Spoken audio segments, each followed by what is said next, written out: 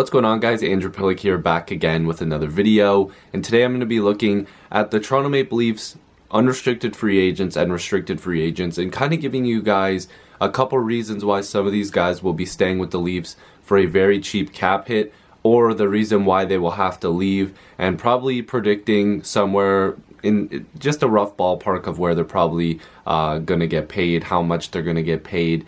And there's a lot of different things we need to discuss in this video, but there's going to be a series of videos regarding the Leafs and to a lot of different teams regarding their cap situation coming up. So if you're new, make sure to subscribe. I'd really appreciate it. I'm trying to come up with a bunch of different videos for you guys, so leave me some suggestions down below, but we're not going to waste any more time and get right into this. So, as we all know, it's inevitable. The NHL season is pretty much over. I do not think that the NHL is going to be coming back this year, just based off the fact that people are still not listening to the orders from the Prime Minister and obviously the President of the United States, and all over the world. People are not listening, and sports is a footnote. Sports is not anywhere near importance in this time, and it's not going to come back as we're not progressing. There's just more cases and more deaths every single day. People are not practicing social distancing, so this is not going to get any better anytime soon. So the NHL will be finished, and we're going to be moving on into the off season once this is all cleared up. Now,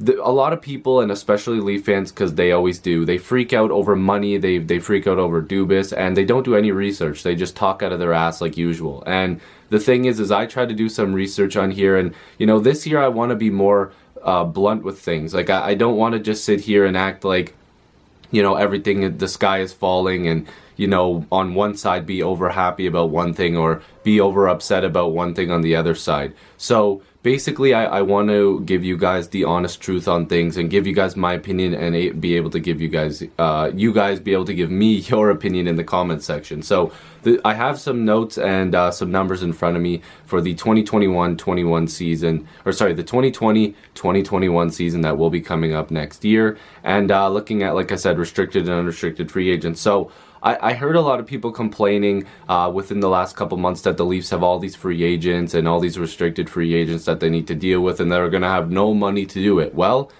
this virus has created more problems, but it's being created for teams all over the league. Now, the Leafs were slated to probably have $7 to $8 million in cap space if the cap was to go up a little bit, which probably would have been around $84 million.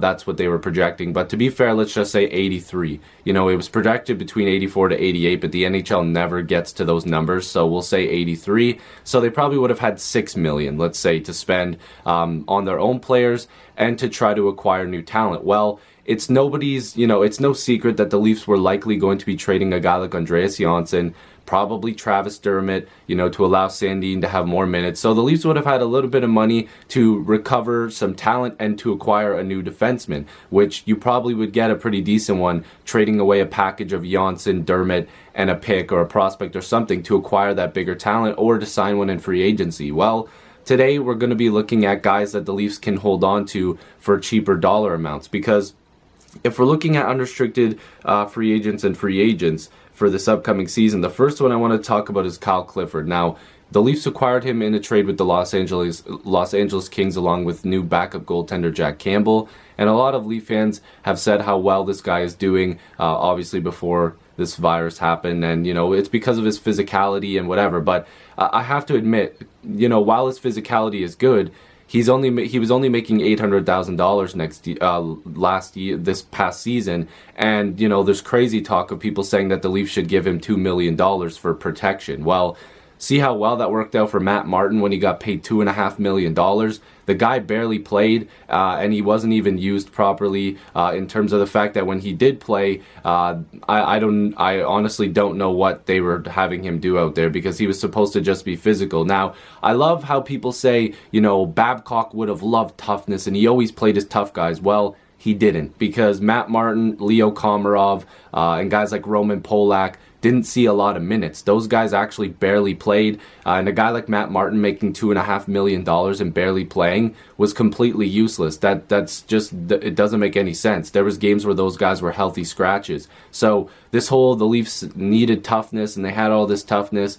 Babcock wasn't using them either. So, I mean, I don't really see how, you want Sheldon Keefe to have a guy like Clifford making $2 million and, playing on the fourth line, barely playing at all. It just doesn't make sense. So if Clifford demands more than $1 million, he's gone. And with this new money thing, and I have to explain this before I get into these dollar amounts, you're going to see a lot of players sticking around with their teams probably until the cap gets a little bit better, because some teams or some players are trying to get paid big bucks, but they can't right now because the salary cap is going to go down. So teams are not going to be able to spend big money on big free agents. Like, look at a guy like Taylor Hall. He's not going to get that big contract that he was projected to get, because no team is going to be able to spend that much money on a player like him. And I mean, at this point, his numbers went down. Why would a team give him that much money anyways? So, teams and players are going to have to cut back on their salary, and I will get to that in another video. There could be a chance that they go with a flat cap at 81.5 and stay where it was last year, but player contracts, the percentage are going to have to be cut back and prorated onto other seasons. And again, we will discuss that in another video. But basically, it's just the fact that some players are going to get paid a big lump sum, and then they're going to get paid a littler sum, so that way the cap evens out. It's a huge mess, and it's going to be explained in coming videos. But and I'm going to have my buddy Downtown Stephen Brown help me out with that one, and make sure to go subscribe to Downtown Sports. But I want to go through these guys. Like I said, Clifford at $800K. He might have to stick around in Toronto on a cheap deal at like $700K or another $800K contract if the Leafs do decide they want to keep him, because he's not going to get more money anywhere else. And if he does, then he's getting overpaid. So he might be able to stick around in Toronto. We've seen Pierre Engvall get $1.2 million. I think that he was overpaid slightly in terms of, like, maybe he should have just been at $1 million. But again, with the cap going up, it wouldn't have meant that much.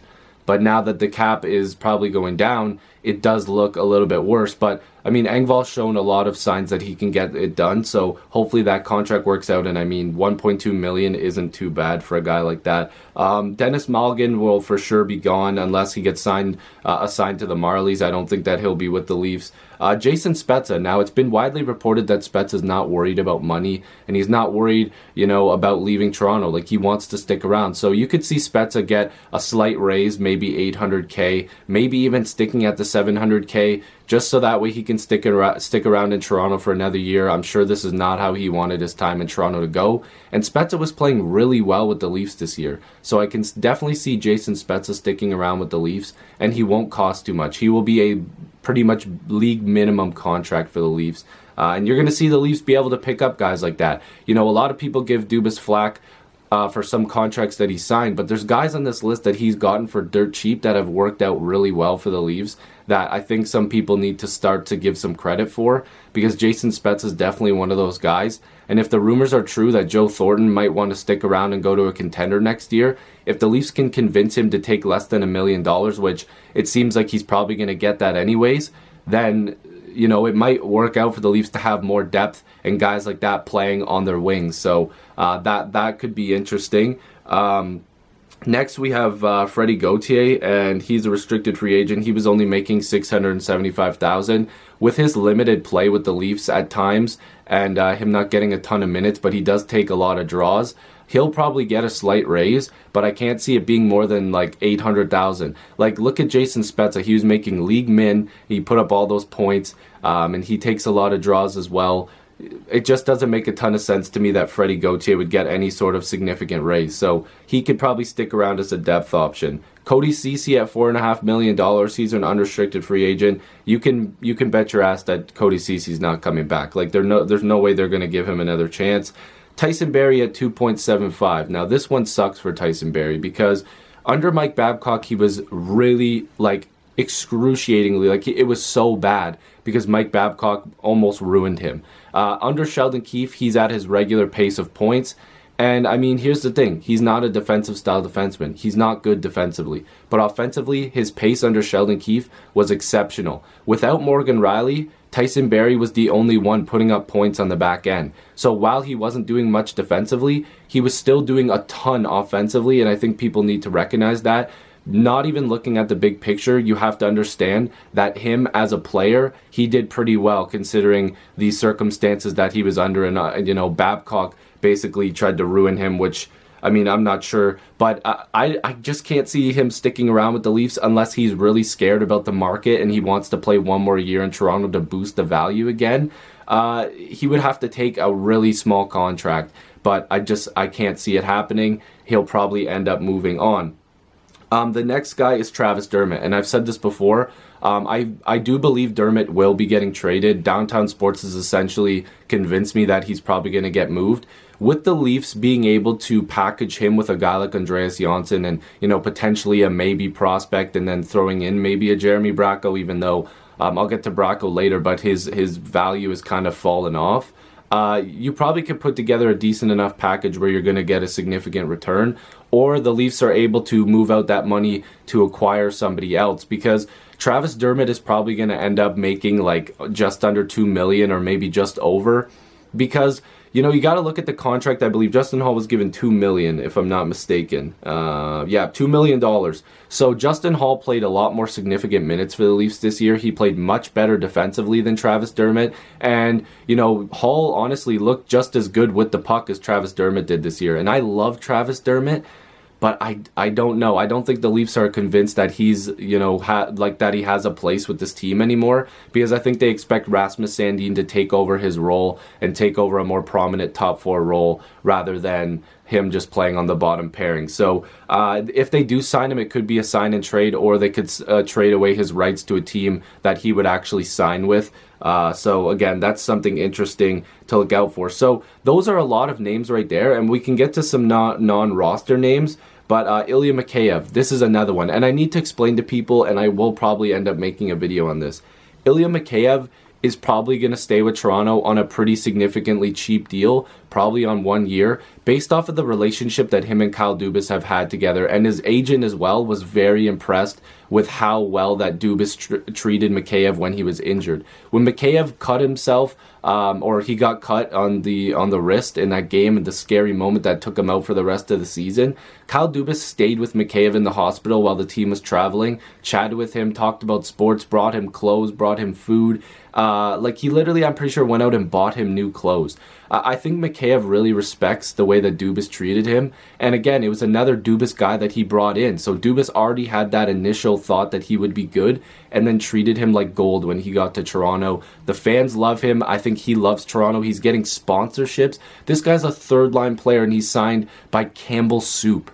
Guys, he's going to stay in Toronto, and he's probably not going to demand a big contract, and he can't. I'm sorry, he can't. He was injured. He was out for most of the season. That's not his fault. But with this cap problem and the fact that he didn't play a full season, he's not getting a big contract. He may sign a 1-year prove-yourself deal and then hope that he can get a raise in the next year. So a lot of Leaf fans need to calm down. In terms of free agents in non-roster players, looking on my phone here, Max Verno, we've got Jeremy Bracco. His value has really fallen off. I think that he's going to get an opportunity somewhere else, as you know, as part of a trade. Adam Brooks, he'll get a Marlies deal. Salamaki, he'll get probably a minor deal. Who else? Garrett Wilson, he's gone. Tyler Gaudette, he'll probably get a deal.